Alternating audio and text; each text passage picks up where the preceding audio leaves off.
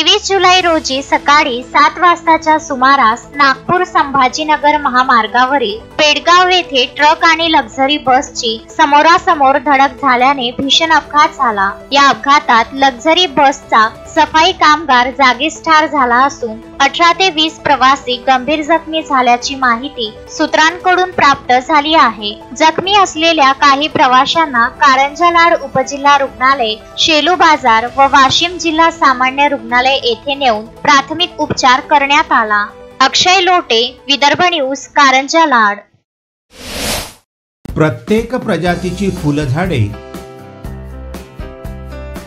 व फळझाडे मिळण्याचे विदर्भामधील एकमेव ठिकाण Gayatri nursery, Datta colony, Badnera road, Amravati.